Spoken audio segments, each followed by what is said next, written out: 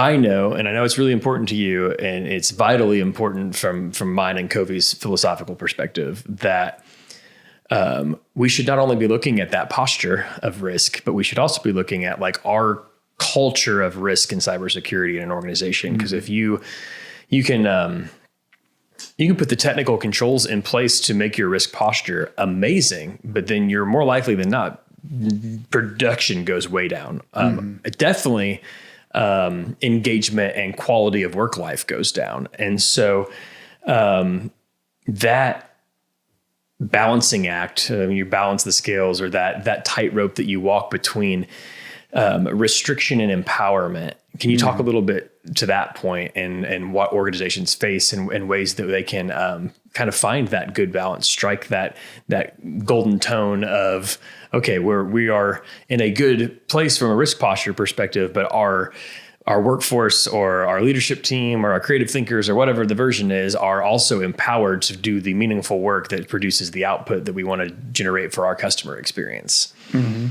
Yeah. And so we have this dichotomy in cybersecurity, and most people have probably heard it: usability versus security.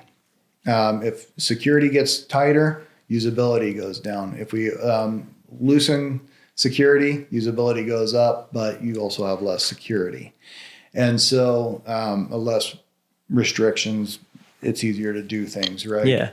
And so it's also then, so we have to balance, as you said, but it goes to, again, culture. It goes to risk appetite, risk tolerance, those types of ideas. Because, for instance,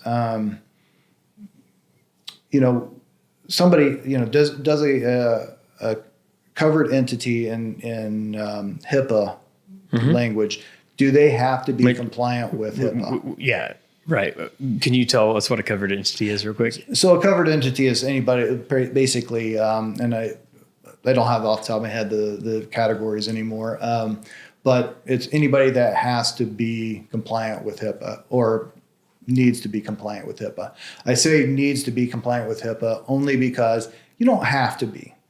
Right. I don't say that to say don't do it. Mm-hmm. But you can take the risk, going back to the risk-based model, you can take the risk that you'll never be found out. Well, now, if you've ever found out, heavy fines from the federal government. Big penalties. Possibly imprisonment. Constant audits. Yep, constant audits, all kinds of things that can happen. So as a risk advisor, I would say, yes, you want to be compliant with it, but you don't have to. Does that carry with it certain security controls? Yes. Does that mean that usability may go down?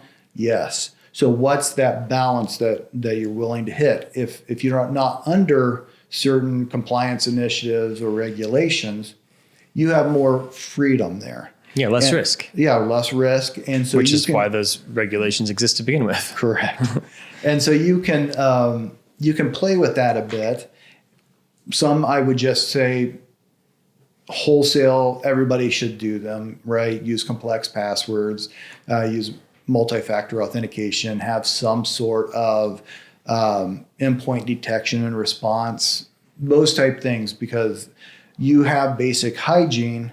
It's going to take care of the majority of your problems, especially if you're smaller.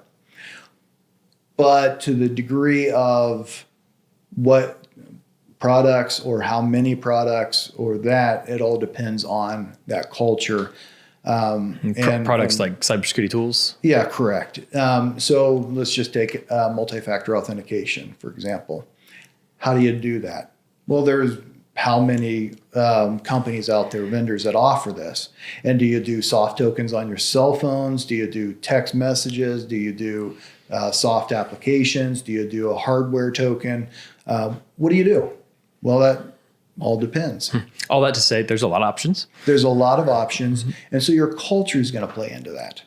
Do you offer multiple? Maybe, maybe not.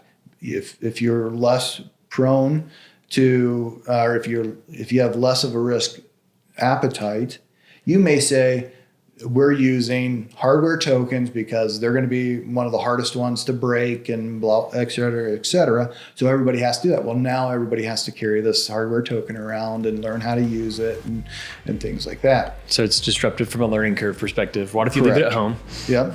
And then others, if you have your phone, everybody knows how to get a text message, right? Mm-hmm. So it's like, I get a text message. Well, now you have to think about, are we willing to possibly have SIM swap attacks go on, which is somebody hijacks my phone. hijacking your phone.